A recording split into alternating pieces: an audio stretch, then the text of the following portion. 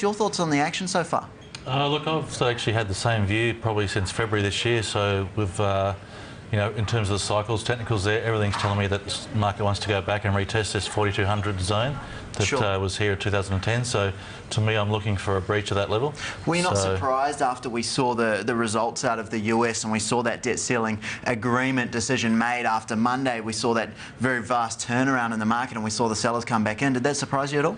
Look, I thought it was a bit of a sucker rally actually. Really, if you read the context of most of those reports the week earlier, they were really focusing on I guess the S&P stuff. We're talking about the debt going forward. So they weren't concerned about getting the plan in place.